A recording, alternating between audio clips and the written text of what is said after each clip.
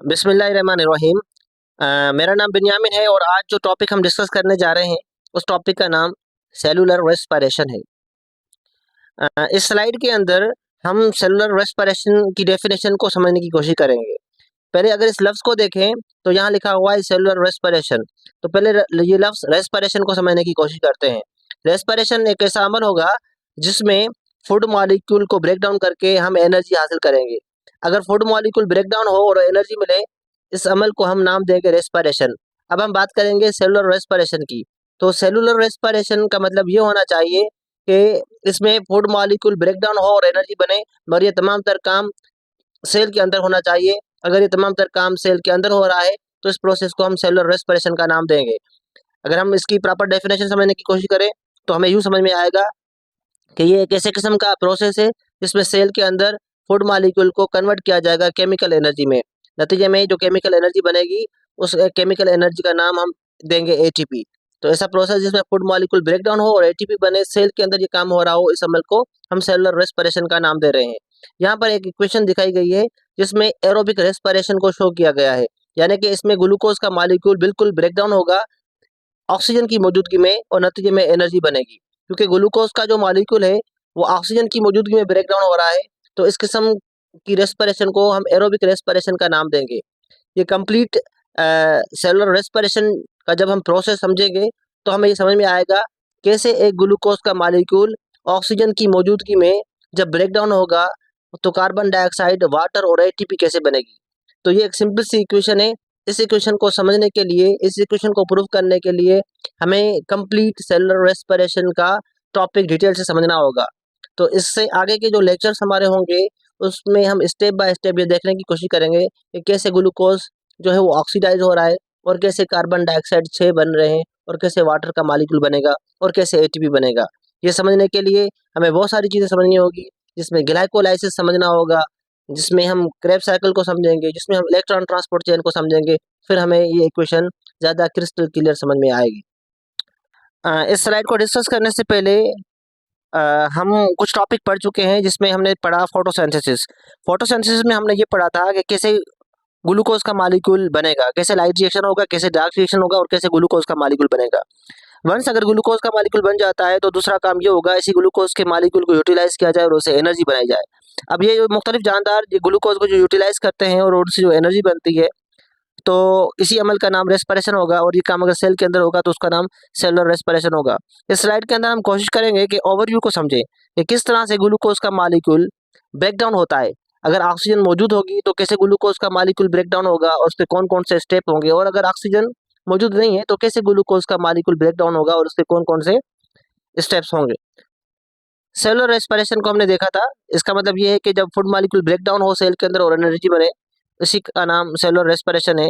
और अगर food molecule break down हो रहा है और एनर्जी भी बन रही है मगर ऑक्सीजन की अवेलेबिलिटी नहीं है, तो ऐसे किस्म की रेस्पिरेशन को हम नाम देंगे एनाएरोबिक रेस्पिरेशन, जिसके अंदर हमें अल्कोहल फर्मेंटेशन और लैक्टिक एसिड फर्मेंटेशन को अगले कुछ लेक्चर्स में डिस्कस करना होगा। तो अल्कोहलिक फर्मेंटेशन और लैक्टिक एसिड फर्मेंटेशन ये एनाएरोबिक रेस्पिरेशन के ही टाइप है, जिसमें ग्लूकोज का मॉलिक्यूल ब्रेक डाउन होगा और एनर्जी बनेगी मगर ऑक्सीजन के बगैर ये सारा काम होगा, इसीलिए इनका नाम एनाएरोबिक रेस्पिरेशन है। अगर हम बात करें एरोबिक रेस्पिरेशन की, तो एरोबिक रेस्पिरेशन में फूड मॉलिक्यूल ब्रेक डाउन होगा in the presence of oxygen, जिसके अंदर हम फर्दर डिस्कस करेंगे oxidation of pyruvate, Krebs cycle और इलेक्ट्रॉन ट्रांसपोर्ट चेन। तो ये तमाम तर जो काम हो रहे हैं ये एरोबिक रेस्पिरेशन के अंदर होंगे, जिसमें पायरुवेट को ब्रेक डाउन किया जाएगा और क्रेब्स साइकिल को स्टार्ट करवाई जाएगी और इलेक्ट्रॉन ट्रांसपोर्ट को समझा जाएगा। अगले लेक्चर्स में हम इनकी भी बात करेंगे। अब वक्त है कि एक इंपॉर्टेंट पॉइंट को समझा जाए जो कि ग्लाइकोलाइसिस है। अब ग्लाइकोलाइसिस एक ऐसा किस्म का कॉमन पाथवे है जिसमें ग्लूकोज का मॉलिक्यूल ब्रेक डाउन होगा और उससे पायरुवेट बनेगा। आज का हमारा पूरा लेक्चर इसी ग्लाइकोलाइसिस के ऊपर बेस्ड होगा। अब ये ग्लाइकोलाइसिस एक ऐसे किस्म का प्रोसेस है जिसमें ग्लूकोज का मॉलिक्यूल ब्रेक डाउन होगा। हमें पता है ग्लूकोज के मॉलिक्यूल में 6 कार्बन होते हैं। अब ये 6 कार्बन को कुछ यूं तोड़ेंगे कि 3-3 कार्बन वाले हमारे पास 2 कंपाउंड बनेंगे, और जब ग्लूकोज से जब पायरुवेट बनेगा 3-3 कार्बन वाले 2 कंपाउंड बनेंगे। इसी सीरीज ऑफ रिएक्शन को हम ग्लाइकोलाइसिस का नाम देंगे। अब ये जो ग्लाइकोलाइसिस का प्रोसेस है ये एक किस्म का कॉमन पाथवे है। चाहे एरोबिक रेस्पिरेशन हो चाहे एनारोबिक रेस्पिरेशन हो, वो तभी स्टार्ट होगी जब इनसे पहले ग्लाइकोलाइसिस हो चुका होगा। तो कहने का मतलब ये है कि जो ग्लाइकोलाइसिस जो है वो एक कॉमन पाथवे है। ये कॉमन पाथवे दोनों के लिए है, चाहे एरोबिक रेस्पिरेशन हो या एरोबिक रेस्पिरेशन हो, तो दोनों काम ग्लाइकोलाइसिस के होने के बाद स्टार्ट होंगे। इस स्लाइड के अंदर हम ग्लाइकोलाइसिस को समझने की कोशिश करेंगे। अब ग्लाइकोलाइसिस दो लफ्जों का मजमुआ है, एक वर्ड ग्लाइको जिसका मतलब ग्लूकोज होता है, जबकि दूसरा वर्ड लाइसिस जिसका मतलब ब्रेकडाउन होगा। अगर हम ये देखें तो हमें इसके अल्फाज को देखते हुए हमें ये बात समझ में आ रही है कि इस प्रोसेस के अंदर ग्लूकोज का मॉलिक्यूल ब्रेकडाउन होने वाला है। तो ऐसा प्रोसेस जिसमें ग्लूकोज का मॉलिक्यूल ब्रेकडाउन हो और नतीजे में पायरुवेट बने और उसके साथ साथ एटीपी और एनएडीपीएच बने, इस अमल को हम ग्लाइकोलाइसिस का नाम देंगे। तो हम कह सकते हैं ग्लाइकोलाइसिस एक ऐसा प्रोसेस है जिसमें ग्लूकोज का मॉलिक्यूल ब्रेकडाउन होकर दो पायरुवेट के मॉलिक्यूल बनेंगे। याद रखने की बात यह है कि ग्लूकोज में 6 कार्बन है, जब ये पायरुवेट बनेगा तो पायरुवेट में 3 कार्बन होंगे, और क्योंकि यहाँ पर 6 कार्बन है तो 3-3 कार्बन वाले ऐसे दो कंपाउंड बनेंगे जिसको हम पायरुवेट या फिर पायरुविक एसिड का नाम दे सकते हैं। जब भी ग्लूकोज का मॉलिक्यूल ब्रेकडाउन हो और दो पायरुवेट बने, इस रिएक्शन को हम सीरीज ऑफ रिएक्शन को हम ग्लाइकोलाइसिस का नाम देंगे। और नतीजे में देखो यहाँ पर एटीपी बनते हुए नजर आ रही है और एनएडीएच बनता हुआ नजर आ रहा है। तो यही बातें इस स्लाइड के अंदर लिखी हुई है। When glucose molecule is break down into pyruvic acid and producing of energy ATP and NADPH, such process is called glycolysis. अब ये सारा का सारा काम जो है वो सेल के अंदर कहाँ होगा? ये होगा साइटोप्लाज्म के अंदर। अच्छा, अब हम बात करेंगे ग्लाइकोलाइसिस के फेसेस की। तो ग्लाइकोलाइसिस के 3 फेसेस होते हैं, जिसमें प्रिपरेटरी फेस, स्प्लिटिंग फेस और ऑक्सीडेटिव फेस आ जाते हैं। अगर हम बात करें प्रिपरेटरी फेस की, तो ये एक ऐसे किस्म का फेस होगा जिसमें ग्लूकोज का मॉलिक्यूल जो कि अनस्टेबल मॉलिक्यूल है, इसको हमें एनर्जी देकर अनस्टेबल करना होगा। जब ग्लूकोज का मॉलिक्यूल अनस्टेबल हो जाए, इस किस्म के फेस को प्रिपरेटरी फेस का नाम देंगे। जैसे ये अनस्टेबल मॉलिक्यूल हो जाएगा तो अगला फेस ये होना चाहिए कि इस अनस्टेबल मॉलिक्यूल को ब्रेक डाउन करना चाहिए। अब जैसे ग्लूकोज का मॉलिक्यूल अनस्टेबल हो गया तो अगला फेस स्टार्ट होगा जिसका नाम स्प्लिटिंग फेस है। अब स्प्लिटिंग फेस एक ऐसा फेस होता है जिसमें ग्लूकोज का मॉलिक्यूल जो कि अनस्टेबल हो चुका है, अब वो ब्रेक डाउन हो जाएगा। क्योंकि ग्लूकोज का मॉलिक्यूल स्प्लिट होना है, इसलिए इसका नाम स्प्लिटिंग फेस है। इसके बाद तीसरा फेस स्टार्ट होगा जिसका नाम ऑक्सीडेटिव फेस है। अब ऑक्सीडेटिव फेस ऐसा फेस होगा जिसमें ऑक्सीडेशन होगी और उसके साथ साथ एनर्जी प्रोड्यूस होगी। क्योंकि इसके इसी फेस के अंदर एनर्जी प्रोड्यूस हो रही है, इसका एक और नाम भी है, इसको हम एनर्जी यील्डिंग फेस कहते हैं। मगर एक बात मैं यहाँ पर क्लियर करता हुआ चलूँ कि सिंध टेक्स्ट बुक बोर्ड जामशोरों में ग्लाइकोलाइसिस के 2 फेस लिखे हुए हैं। एक का नाम प्रिपरेटरी फेस है जबकि दूसरे का नाम ऑक्सीडेटिव फेस होगा। अब वहाँ पर जो स्प्लिटिंग फेस है वो अलग से लिखा हुआ नहीं है। तो वहाँ पर अगर सवाल यूं आ जाए इंटी टेस्ट के हवाले से कि भाई ग्लाइकोलाइसिस के कितने फेस है, तो भले आप 2 फेस टिक करके आ जाएगा। मगर जनरली देखा जाए तो ग्लाइकोलाइसिस के 3 फेस होते हैं, एक प्रिपरेटरी फेस, एक स्प्लिटिंग फेस और एक ऑक्सीडेटिव फेस। तो अब हम ग्लाइकोलाइसिस के अगर फेसेस की बात कर रहे हैं तो पहला फेस समझने की कोशिश करेंगे जिसका नाम प्रिपरेटरी फेस या फिर एनर्जी इन्वेस्टमेंट फेस भी कहते हैं। प्रिपरेटरी फेस का मतलब ये होगा कि हम ग्लूकोज को प्रिपेयर करेंगे ताकि वो अनस्टेबल हो। जब वो अनस्टेबल होगा तभी ग्लूकोज का मॉलिक्यूल ब्रेक डाउन होगा, तभी आगे चलकर हमें एनर्जी ग्लूकोज से मिलने वाली है। और इसको हम एनर्जी इन्वेस्टमेंट फेस इसलिए कहते हैं क्योंकि इसमें हमें एनर्जी इन्वेस्ट करनी होगी। ग्लूकोज के स्टेबल मॉलिक्यूल को अनस्टेबल करने के लिए हमें एटीपी को इन्वेस्ट करना होगा।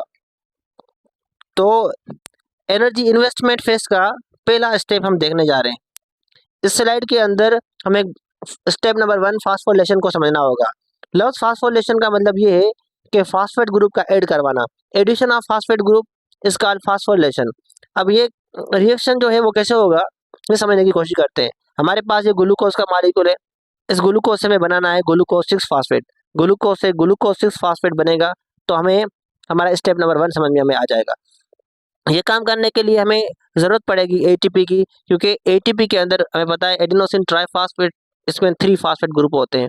उसमें से एक फास्फेट को निकालेंगे तो एडिनोसिन डाइफॉस्फेट बनेगा। जो इसका एक फास्फेट अलग हो गया तो ये इस ग्लूकोज के कार्बन नंबर 6 के साथ यहाँ जुड़ जाएगा, तो ग्लूकोज से ग्लूकोज 6 फास्फेट बनते हुए नजर आएगा।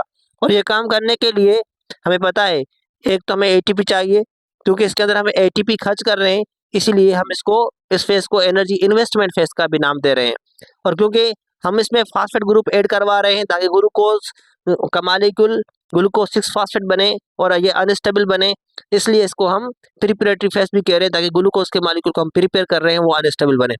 और एक बात तो समझाना बहुत ज़्यादा ज़रूरी है, ये काम ऐसे ही नहीं होगा, इसके लिए कोई ना कोई एंजाइम की ज़रूरत पड़ेगी और उस एंजाइम का नाम हेक्सोकाइनेज है।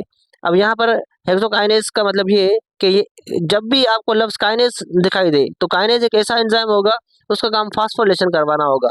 अब यहाँ पर देखें ग्लूकोज की क्या हो रही है, फास्फोरिलेशन हो रही है, इसके ऊपर फास्फेट ग्रुप ऐड करवाया जा रहा है और ये काम किसका होगा, ये हेक्सोकाइनेज का होगा। तो काइनेज एंजाइम का काम फास्फोरिलेशन करवाना होता है। हेक्सो क्यों कह रहे हैं, क्योंकि ग्लूकोज में 6 कार्बन है और इस 6 कार्बन वाले कंपाउंड के साथ फास्फेट ग्रुप ऐड करवा रहे हैं, तो इसी एंजाइम को इसलिए हम हेक्सोकाइनेज का नाम दे रहे हैं। तो ओवरऑल हमने क्या देखा इस स्लाइड के अंदर, ग्लूकोज से ग्लूकोज 6 फास्फेट बना, ग्लूकोज से ग्लूकोज 6 फास्फेट बना और इसके साथ साथ जो एंजाइम है जो ये काम करवाएगा उस एंजाइम का नाम हेक्सोकाइनेज है और हेक्सोकाइनेज का काम फास्फेट ग्रुप ऐड करवाना होगा, तो वो फास्फेट ग्रुप कहाँ से आएगा, वो एटीपी से आएगा और एटीपी हमें पता है वो फास्फेट प्रोवाइड करेगी। हम बात करेंगे ग्लाइकोलाइसिस का सेकंड स्टेप की, जिसका नाम आइसोमराइजेशन है। तो आइसोमराइजेशन एक ऐसा प्रोसेस होता है जिसमें एक मॉलिक्यूल का आइसोमर बनता है। जैसे ग्लूकोज का आइसोमर फ्रक्टोज है, दोनों का केमिकल फार्मूला एक जैसा है मगर स्ट्रक्चरल फार्मूला में फर्क है। तो मॉलिक्यूल का जो आइसोमर बन रहा है इसी अमल का नाम आइसोमराइजेशन है। तो ग्लूकोज 6 फास्फेट का जो आइसोमर बनेगा उसका नाम फ्रक्टोज 6 फास्फेट होगा। अब यहाँ पर देखें ये ग्लूकोज जिसमें 6 कार्बन है, फ्रक्टोज में भी 6 कार्बन है। ग्लूकोज के कार्बन नंबर 6 के साथ फास्फेट है, फ्रक्टोज के कार्बन नंबर 6 के साथ भी फास्फेट है। तो दोनों का केमिकल फार्मूला एक जैसा होगा और मगर स्ट्रक्चरल फार्मूला में आपको फर्क देखने को मिल रही है। यहाँ आपको हेक्सागोनल स्ट्रक्चर और यहाँ पेंटागोनल स्ट्रक्चर आपको नजर आ रही है। तो कहने का मतलब है जब ग्लूकोज 6 फास्फेट से फ्रक्टोज 6 फास्फेट उसका आइसोमर बन रहा है, इस प्रोसेस को हम आइसोमराइजेशन का नाम देंगे। अगर हम बात करें एंजाइम की, तो एंजाइम का नाम सबस्ट्रेट के नाम को देखते हुए रखा जाता है। तो इसका जो एंजाइम है, इस एंजाइम का नाम है ग्लूकोज फास्फेट आइसोमरेज। और गौर से देखें तो इसका नाम लिखा हुआ है रिएक्टेंट का ग्लूकोज 6 फास्फेट, क्योंकि ग्लूकोज 6 फास्फेट से उसका आइसोमर बन रहा है फ्रक्टोज 6 फास्फेट, तो इसका नाम रिएक्टेंट के मुताबिक होना चाहिए। ग्लूकोज 6 फास्फेट लिखा हुआ है तो एंजाइम का नाम ग्लूकोज फास्फेट आइसोमरेज या फिर फास्फोग्लूकोज आइसोमरेज होगा, जो कि यहाँ लिखा हुआ है फास्फोग्लूको आइसोमरेज। अब हम थर्ड स्टेप की बात करेंगे, जो कि ग्लाइकोलाइसिस का जो थर्ड स्टेप है जिसका नाम फास्फोरिलेशन है। जैसे कि हमने ग्लूकोज से ग्लूकोज 6 फास्फेट बनाया था, वहाँ फास्फोरिलेशन हुई थी और एटीपी की जरूरत थी। सिमिलरली अब हमारे पास जो रिएक्टेंट है उसका नाम फ्रक्टोज 6 फास्फेट है, जो कि यहाँ दिखाया गया है। इसके कार्बन नंबर 6 पर यहाँ फास्फेट नजर आ रहा है और ये इसका कार्बन नंबर हमें 1 नजर आ रहा है। अब इस रिएक्शन में यूँ होगा कि फास्फोरिलेशन हो रही है तो हमें फास्फेट ग्रुप ऐड करवाना होगा और वो फास्फेट ग्रुप कहाँ से आएगा, वो आएगा एटीपी से।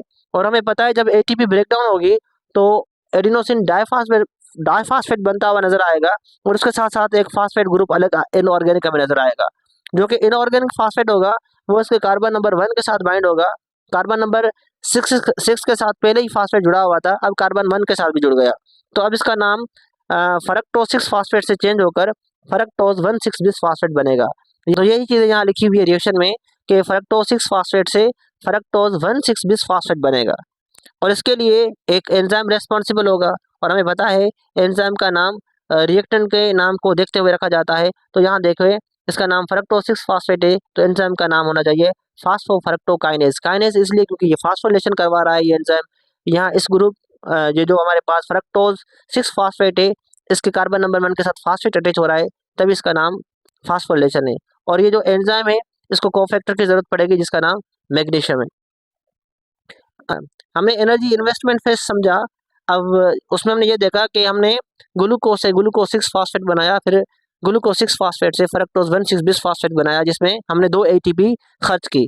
अब वक्त है कि समझा जाए जो अनस्टेबल मॉलिक्यूल बना है फ्रक्टोज 1,6 बिस फास्फेट, इसको स्प्लिट किया जाए। अब ये जो ग्लूकोज का मॉलिक्यूल फ्रक्टोज 1,6 बिस फास्फेट में चेंज हो गया है, अब इसको स्प्लिट करने का टाइम आ गया है और इस फेज को हम स्प्लिटिंग फेज का नाम देंगे, जिसमें ग्लूकोज का मॉलिक्यूल 2 हिस्सों में ब्रेकडाउन होगा जिसमें 3-3 कार्बन वाले 2 मॉलिक्यूल बनेंगे। क्योंकि ये एक ऐसा रिएक्शन है जिसमें ग्लूकोज का मॉलिक्यूल स्प्लिट हो रहा है, इस स्प्लिटिंग फेज की वजह से इसका नाम ग्लाइकोलाइसिस है, क्योंकि ग्लाइकोलाइसिस का मतलब यही है कि ग्लूकोज का मॉलिक्यूल ब्रेकडाउन होगा। इसका ये नाम स्प्लिटिंग फेज की वजह से रखा गया है। अब हम फोर्थ स्टेप ऑफ ग्लाइकोलाइसिस को समझने की कोशिश करेंगे। इस स्टेप में होता यूँ है कि जो अब हमने रेडी किया है अनस्टेबल मॉलिक्यूल जिसका नाम फ्रक्टोज 1,6 बिस फास्फेट है, इसको ब्रेक डाउन करें। अब ब्रेक डाउन करने के लिए एक एंजाइम की जरूरत पड़ेगी, उस एंजाइम का नाम है एल्डोलेज। अब ये क्या करेगा, एल्डोलेज के फ्रक्टोज 1,6 बिस्फॉस्फेट को, जिसमें 6 कार्बन है, इनको 2 हिस्सों में ब्रेक डाउन करेगा। 3 कार्बन का एक कंपाउंड अलग, जबकि 3 कार्बन का दूसरा कंपाउंड हमें अलग बनते हुए नजर आएगा। इसमें से एक कंपाउंड जिसमें 3 कार्बन लगे हुए हैं उनका नाम डाइहाइड्रो ऑक्सी एसीटोन फास्फेट होगा, जबकि दूसरे 3 कार्बन वाले कंपाउंड का नाम ग्लाइसर एल्डिहाइड 3 फास्फेट है। तो यही बात रिएक्शन में लिखा हुआ है कि फ्रक्टोज 1,6 बिस्फॉस्फेट 2 कंपाउंड में टूट रहा है, एक का नाम डाइहाइड्रो ऑक्सी एसीटोन फास्फेट जबकि दूसरे का नाम ग्लाइसर एल्डिहाइड फास्फेट है। इसके लिए जो एंजाइम रेस्पॉन्सिबल है उसका नाम एल्डोलेज है। प्रोडक्ट जो बन रही है DHAP यानी कि डाइहाइड्रो ऑक्सी एसीटोन फास्फेट और GAP यानी कि ग्लाइसर एल्डिहाइड 3 फास्फेट है। अब हम फिफ्थ स्टेप ऑफ ग्लाइकोलाइसिस को समझने की कोशिश करेंगे और फिफ्थ स्टेप के प्रोसेस का नाम है आइसोमराइजेशन। आइसोमराइजेशन का मतलब ये भी होता है कि एक हमारे पास कंपाउंड है, उस कंपाउंड का हमें आइसोमर बनाना है, यानी कि जिनका मॉलिक्यूलर फार्मूला एक जैसा होगा, जिनका स्ट्रक्चरल फार्मूले में हमें फर्क देखने को मिलेगा। तो होगा कुछ यूं कि हमारे पास ये जो 3 कार्बन वाला कंपाउंड जिसका नाम डाइहाइड्रो ऑक्सी एसीटोन फास्फेट है, इसको कन्वर्ट कर दिया जाएगा एक और कंपाउंड में जिसका नाम ग्लाइसर एल्डिहाइड 3 फास्फेट है और ये दोनों एक दूसरे के आइसोमर है। तो डाइहाइड्रो ऑक्सी एसीटोन फास्फेट से ग्लाइसर एल्डिहाइड 3 फास्फेट बनेगा और इसके लिए जो एंजाइम रेस्पॉन्सिबल होगा उस एंजाइम का नाम ट्रायोस फास्फेट आइसोमरेज है। ट्रायोस फास्फेट आइसोमरेज क्यों कह रहे हैं, क्योंकि अगर रिएक्टेंट को देखें तो इसमें 3 कार्बन है और इसमें फास्फेट लगा हुआ है, और 3 कार्बन को हम ट्रायोस, क्योंकि फास्फेट लगा हुआ है तो ट्रायोस फास्फेट का नाम देंगे, और इससे एक आइसोमर बनना है तो इसको हम ट्रायोस फास्फेट आइसोमरेज का नाम देंगे। अच्छा, यहाँ पर बात याद रखने की ये है कि स्टेप नंबर 4 में ग्लाइसर एल्डिहाइड 3 फास्फेट पहले बन चुका था। अब स्टेप नंबर 5 में भी हमने देखा जो डाइहाइड्रो ऑक्सी एसीटोन फास्फेट है ये भी कन्वर्ट हो चुका है ग्लाइसर एल्डिहाइड 3 फास्फेट में। तो अगर यहाँ से आगे की कहानी को अगर हम डिस्कस करने की कोशिश करें तो वो यूं होनी चाहिए कि हमारे पास ग्लाइसर एल्डिहाइड 3 फास्फेट एक नहीं 2 है। तो आपके जहन में ये होना चाहिए कि ग्लाइसर एल्डिहाइड 3 फास्फेट जिसमें 3 कार्बन और फास्फेट जुड़ा हुआ है, इससे एक नहीं 2 कंपाउंड होंगे हमारे पास। हमने एनर्जी इन्वेस्टमेंट फेज समझा जिसमें हमने ग्लूकोज को अनस्टेबल किया, उसके बाद हमने स्प्लिटिंग फेज समझा जिसमें ग्लूकोज को हमने ब्रेक डाउन किया जिसकी वजह से ग्लाइकोलाइसिस नाम है इस सीरीज ऑफ रिएक्शन का। अब वक्त है कि समझा जाए कि ऑक्सीडेटिव फेज या पे ऑफ फेज या एनर्जी यील्डिंग फेज भी कहते हैं, इसका क्या मतलब है। ऑक्सीडेटिव फेज नाम से पता चल रहा है कि ऑक्सीडेशन होगी, और पे ऑफ फेज या एनर्जी यील्डिंग फेज का मतलब ये होगा कि इस फेज के अंदर हमें एनर्जी प्रोड्यूस होते हुए नजर आएगी। अब हम ग्लाइकोलाइसिस की 6th स्टेप की बात करेंगे जिसका नाम रीहाइड्रोजनेशन एंड फास्फोरिलेशन है। अब इस स्टेप में हमें ये समझना है कि कैसे ग्लाइसर एल्डिहाइड 3 फास्फेट से 1,3 बिस्फॉस्फोग्लाइसरेट बनेगा। अब ग्लाइसर एल्डिहाइड 3 फास्फेट से 1,3 बिस्फॉस्फोग्लाइसरेट का जो मॉलिक्यूल बनेगा, ये समझने के लिए हमें 2 चीजें और समझनी होगी। एक समझना होगा कि डिहाइड्रोजनेशन क्या है और एक समझना होगा फास्फोरिलेशन क्या है। पहले हम बात करेंगे डिहाइड्रोजनेशन की। तो डिहाइड्रोजनेशन लफ्ज का मतलब ये है कि किसी भी मॉलिक्यूल से हाइड्रोजन एटम को रिमूव करना। डी का मतलब रिमूवल होता है। हाइड्रोजनेशन ऐसा प्रोसेस है जिसमें हाइड्रोजन ग्रुप को ऐड करवाया जाएगा। अगर हम डिहाइड्रोजनेशन का नाम लें तो डिहाइड्रोजनेशन ऐसा प्रोसेस होगा जिसमें हाइड्रोजन ग्रुप को रिमूव करवाया जाएगा या हाइड्रोजन एटम को रिमूव करवाया जाएगा। हाइड्रोजन हाइड्रोजन एटम जब यहाँ से रिमूव होगा ग्लाइसर एल्डिहाइड 3 फास्फेट में, तो हमें पता है ये सारा रिएक्शन साइटोप्लाज्म में हो रहा है। तो जो साइटोप्लाज्म के अंदर एक और मॉलिक्यूल होगा जिसका नाम NAD प्लस है, तो ये हाइड्रोजन एटम NAD प्लस के पास जाएंगे। आई मीन के हाइड्रोजन एटम रिमूव होंगे ग्लाइसर एल्डिहाइड 3 फास्फेट से और वो ऐड होंगे NAD प्लस के पास। यहाँ प्लस होना चाहिए था। नतीजे में ये जो NAD प्लस होगा वो चेंज हो जाएगा NADPH में। तो एक बात तो हमने ये देखी कि डिहाइड्रोजनेशन हो रही है। अगर डिहाइड्रोजनेशन हो रही है तो हाइड्रोजन एटम यहाँ से रिमूव होगा, और हाइड्रोजन एटम रिमूव होगा मतलब इलेक्ट्रॉन रिमूव हो रहे हैं, तो हम कह सकते हैं ग्लाइसर एल्डिहाइड 3 फास्फेट की ऑक्सीडेशन हो रही है, क्योंकि इसको हम ऑक्सीडेटिव फेज भी कह रहे हैं। दूसरा काम क्या होगा कि ये सारा रिएक्शन साइटोप्लाज्म में हो रहा है, तो साइटोप्लाज्म में फास्फेट भी पड़े हुए हैं इनऑर्गेनिक, वो फास्फेट इस मॉलिक्यूल के कार्बन नंबर 1 के साथ अटैच होगा।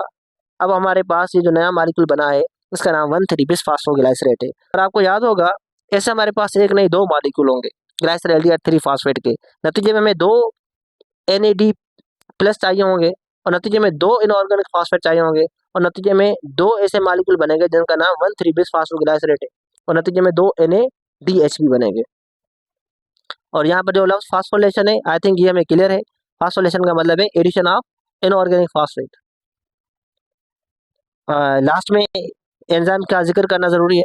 अगर हम एंजाइम की बात करें तो जो एंजाइम इन्वॉल्व होगा ये रिएक्शन करवाने में, उनका नाम होगा ग्लाइसर एल्डिहाइड 3 फास्फेट डिहाइड्रोजनेस, क्योंकि रिएक्टेंट का नाम ग्लाइसर एल्डिहाइड 3 फास्फेट है और इससे हाइड्रोजन रिमूव हो रहा है, इसलिए इसका नाम डिहाइड्रोजनेस है, ग्लाइसर एल्डिहाइड 3 फास्फेट डिहाइड्रोजनेस। अब हम स्टेप नंबर 7 ग्लाइकोलाइसिस का समझने की कोशिश करेंगे, जिसका नाम है फॉर्मेशन ऑफ ATP। तो इसमें होगा कुछ यूँ कि हमारे पास जो कंपाउंड पड़ा है जिसका नाम 1,3 बिसफॉस्फोग्लिसरेट है। इस 1,3 बिसफॉस्फोग्लिसरेट से हमें 3 फास्फोग्लिसरेट बनाना होगा, यानी इसके अंदर लगे हुए 2 फास्फेट में से एक फास्फेट को हमें रिमूव करना होगा। गौर से देखिए, इनका जो कार्बन नंबर 1 पर फास्फेट लगा हुआ है, अगर ये हम कार्बन नंबर 1 का फास्फेट रिमूव करते हैं और ये ऐड करवा देंगे एडिनोसिन डाइफॉस्फेट के साथ, तो नतीजे में ATP बनता हुआ नजर आएगा। और क्योंकि इसका कार्बन नंबर 1 पर जो लगा हुआ फास्फेट गायब हो गया है, यानी कि रिमूव हो गया है, तो यहाँ पर कार्बन नंबर 1 आपको फ्री नजर आएगा। तो एक नया कंपाउंड बनेगा 1,3 बिसफॉस्फोग्लिसरेट से 3 फास्फोग्लिसरेट। तो ये जो रिएक्शन होगा इसके लिए कोई ना कोई एंजाइम दरकार होगा, उस एंजाइम का नाम है फास्फोग्लिसरेट काइनेज। अब ये जो फास्फोग्लिसरेट काइनेज है, ये क्या करवा रहा है भाई, ये सबस्ट्रेट लेवल फास्फोरिलेशन करवा रहा है। अब वक्त है कि समझा जाए कि सबस्ट्रेट लेवल फास्फोरिलेशन क्या है। सबस्ट्रेट लेवल फास्फोरिलेशन में ये होता है कि एक एंजाइम सबस्ट्रेट के साथ अटैच्ड होगा और सबस्ट्रेट में लगा होगा फास्फेट ग्रुप। ये एंजाइम इस फास्फेट ग्रुप को रिमूव करवाकर एडिनोसिन डाइफॉस्फेट के साथ अटैच करवाएगा डायरेक्टली और एक प्रोडक्ट बनेगी जिसका नाम ATP है। क्योंकि इसमें हो ये रहा है कि सबस्ट्रेट से फास्फेट रिमूव होकर डायरेक्टली एडिनोसिन डाइफॉस्फेट के साथ बाइंड हो रहा है और एक एनर्जी रिच कंपाउंड बन रहा है जिसका नाम ATP है और इसी अमल का नाम सबस्ट्रेट लेवल फास्फोरिलेशन है। सबस्ट्रेट लेवल फास्फोरिलेशन में यहाँ देखें, ये हमारे पास सबस्ट्रेट है जिसमें फास्फेट लगा हुआ है और यही फास्फेट बाइंड होगा एडिनोसिन डाइफॉस्फेट के साथ और ATP बनेगा। क्योंकि ये काम सबस्ट्रेट के लेवल पर हो रहा है और फास्फोरिलेशन का अमल हमें देखने को मिल रहा है, इस वजह से इसका नाम सबस्ट्रेट लेवल फास्फोरिलेशन है। इसको डिफाइन करने की अगर हम कोशिश करें तो हम ये कह सकते हैं कि ये डायरेक्ट कन्वर्जन होती है एडिनोसिन डाइफॉस्फेट से, डायरेक्ट ATP की फॉर्मेशन होती है, जिसमें जो ATP बन रहा है उसको जो फास्फेट ग्रुप मिलेगा, वो फास्फेट ग्रुप कहाँ से आएगा, वो आएगा हमारे पास सबस्ट्रेट से। तो हमारे पास जो सबस्ट्रेट है उसके पास हाई एनर्जी का जो फास्फेट पड़ा हुआ है वो ट्रांसफर करेगा एडिनोसिन डाइफॉस्फेट और नतीजे में ATP बनेगी। अब वक्त है कि स्टेप नंबर 8 को समझा जाए और स्टेप नंबर 8 का नाम है आइसोमराइजेशन। अगेन यहाँ पर जब लफ्ज आइसोमराइजेशन आ जाए तो हमें ये समझ में आ जाता है कि एक मालिक्यूल का आइसोमर बनने वाला है। जैसे कि यहाँ हमें दिखाया गया है, इस रिएक्शन के अंदर 3 फास्फोग्लिसरेट से 2 फास्फोग्लिसरेट बनेंगे। दोनों का मालिकुलर फार्मूला एक जैसा होगा मगर स्ट्रक्चरल फार्मूला में फर्क होगा। फर्क ये होगा कि ये जो मालिक्यूल हमें नजर आ रहा है 3 फास्फोग्लिसरेट, इसके कार्बन नंबर 3 पर जो फास्फेट लगा हुआ है वो अपनी पोजीशन को चेंज करते हुए वो आ जाएगा कार्बन नंबर 2 के साथ। नतीजे में 3 फास्फोग्लिसरेट से 2 फास्फोग्लिसरेट बनना पॉसिबल हो जाएगा। अब ये जो काम होगा 3 फास्फोग्लिसरेट से 2 फास्फोग्लिसरेट का बनना, इसके लिए जो एंजाइम दरकार होगा उसका नाम होगा फास्फोग्लिसरेट म्यूटेस। म्यूटेस का मतलब ये है कि ये एक ऐसा एंजाइम है जो कि फास्फेट की पोजीशन को चेंज करवा रहा है। तो इस में क्या हो रहा है कि जो फास्फेट है उसकी रीलोकेशन हो रही है, कार्बन नंबर 3 से फास्फेट निकलकर वो कार्बन नंबर 2 के साथ बाइंड हो रहा है और नतीजे में हमें 2 फास्फोग्लिसरेट बनते हुए दिखाई दे रहा है। अच्छा, ये बात हम बखूबी जानते हैं कि हमारे पास 3 फास्फोग्लिसरेट के एक नहीं बल्कि 2 कंपाउंड होंगे और यहाँ पर जो बन रहे हैं 2 फास्फोग्लिसरेट, ऐसे भी हमें 2 कंपाउंड बनते हुए नजर आएंगे। अब वक्त है कि स्टेप नंबर 9 समझा जाए और 9 स्टेप ग्लाइकोलाइसिस का जिसका नाम है डिहाइड्रेशन वो समझने की कोशिश करेंगे। लफ्ज डिहाइड्रेशन का मतलब होता है रिमूवल ऑफ वाटर। ऐसा प्रोसेस जिसमें वाटर रिमूव हो उसको हम डिहाइड्रेशन कहेंगे। अब यहाँ पर हमें रिएक्टेंट पे नजर आ रहा है 2 फास्फोग्लिसरेट, इसकी डिहाइड्रेशन होगी और यहाँ से वाटर मॉलिक्यूल रिमूव होगा और नतीजे में एक नया कंपाउंड बनेगा जिसका नाम होगा फास्फोइनोल पायरुवेट और ये रिएक्शन करने के लिए जो एंजाइम रेस्पॉन्सिबल है उसका नाम होगा इनोलेस। और हमें बखूबी पता है कि हमारे पास 2 फास्फोग्लिसरेट के 2 कंपाउंड होंगे और 2 कंपाउंड बनेंगे 2 फास्फोइनोल पायरुवेट के और 2 वाटर मॉलिक्यूल भी प्रोड्यूस होते हुए इस रिएक्शन में हमें नजर आएंगे। अब हम डिस्कस करेंगे step number 10 formation of ATP glycolysis का। इस रिएक्शन के अंदर फास्फोइनोल पायरुविक एसिड से बनेगा पायरुवेट और नतीजे में एटीपी भी बनेगी। यह काम कैसे होगा ये समझने के लिए हमें इस डायग्राम को देखना होगा। तो यहाँ पर ये जो पिक्चर दिखाई गई है, यहाँ पर लिखा हुआ है फास्फोइनोल पायरुवेट और यहाँ फास्फोइनोल पायरुवेट में नजर आ रहा है हमें कार्बन नंबर 2 पर फास्फेट। ये फास्फेट यहाँ से रिमूव होकर एडिनोसिन डाइफास्फेट के साथ अटैच हो जाएगा और नतीजे में एडिनोसिन डाइफास्फेट से एडिनोसिन ट्राइफास्फेट बनेगा और जो ये रिएक्टेंट है इससे प्रोडक्ट बनेगा उसका नाम होगा पायरुवेट। तो अगर हमारे पास फास्फोइनोल पायरुवेट के 2 कंपाउंड है तो इसमें लगे हुए 2 फास्फेट होंगे और ऐसे एडिनोसिन डाइफास्फेट भी 2 होंगे और 2 फास्फेट हर एक एडिनोसिन डाइफास्फेट के साथ एक फास्फेट जुड़ेगा तो एटीपी भी हमें 2 देखने को मिलेगी। और ये काम करने के लिए जो एंजाइम रेस्पॉन्सिबल होगा उसका नाम पायरुवेट काइनेज है और काइनेज एंजाइम फास्फोलेशन करवाएंगे। हमें पता है एटीपी की यहाँ फास्फोलेशन होगी, यहाँ पर एडीपी से एटीपी बनता हुआ हमें दिखेगा। अच्छा, ये तस्वीर भी हमें नजर आ रही है, सबस्ट्रेट लेवल फास्फोलेशन को शो किया गया है। ये एंजाइम है जिसका नाम पायरुवेट काइनेज है। ये क्या करेगा भाई, ये सबस्ट्रेट को बाइंड करवाएगा जिसका नाम फास्फोइनोल पायरुवेट है। अब फास्फोइनोल पायरुवेट में लगा हुआ ये फास्फेट ग्रुप है। ये एंजाइम इस फास्फेट ग्रुप को रिमूव करवाने के बाद फिट करवाएगा एडिनोसिन डाइफास्फेट के साथ। नतीजे में एडिनोसिन ट्राइफास्फेट हमें बनता हुआ नजर आएगा, यानी कि सबस्ट्रेट लेवल फास्फोलेशन हमें यहाँ पर भी देखने को मिलेगी। अब सिंथ टेक्स्ट बुक बोर्ड जामशोरों में इसकी सिर्फ समरी लिखी हुई है, थोड़ा सा वो जल्दी से रिपीट करने की कोशिश करूंगा। ग्लाइकोलाइसिस के 2 फेस वहाँ दिखाए गए हैं जबकि हमने 3 फेस को डिस्कस किए। कम से कम आपको इतना आना चाहिए कि एक इसका प्रिपरेटरी फेस होगा और एक इसका ऑक्सीडेटिव फेस होगा। 2 phase according to the Sindh text book board जामशोरों। अब प्रिपरेटरी फेस में ये होगा कि ग्लूकोज को हम प्रिपेयर करेंगे वो अनस्टेबल हो। ये काम करने के लिए ग्लूकोज से ग्लूकोज 6 फॉस्फेट बनाना होगा एटीपी खर्च करने के बाद और उसके बाद नेक्स्ट स्टेप में ग्लूकोज 6 फॉस्फेट से बनेगा फ्रक्टोज 6 फॉस्फेट जो इसका आइसोमर है। फिर एक और एटीपी खर्च करने के बाद बनेगा फ्रक्टोज 6 फॉस्फेट से फ्रक्टोज 1,6 बिस फॉस्फेट और उसके बाद जो स्प्लिटिंग फेस है वो भी यहाँ रखा गया है ग्लाइकोलाइसिस के फेस में प्रिपरेटरी फेस के अंदर, जबकि स्प्लिटिंग फेस अलग होता है। मगर हम क्योंकि सिंथ टेक्स्ट बुक बोर्ड जामशोरों पढ़ रहे हैं तो इसलिए ये हवाला देना ज़रूरी है कि यहाँ पर जो स्प्लिटिंग फेस है वो प्रिपरेटरी फेस के अंदर शामिल किया गया है। तो स्प्लिटिंग फेस के अंदर फ्रक्टोज 1,6 बिस फॉस्फेट जो है ना ये ब्रेकडाउन होगा और 2 कंपाउंड बनेंगे, एक का नाम डाइहाइड्रोक्सी एसीटोन फॉस्फेट जबकि दूसरे का नाम ग्लाइसरएल्डिहाइड 3 फॉस्फेट होगा और ये काम करने के लिए हमें 2 एटीपी कंज्यूम करनी होगी। तो प्रिपरेटरी फेस के अंदर ही स्प्लिटिंग फेस को रखा गया है।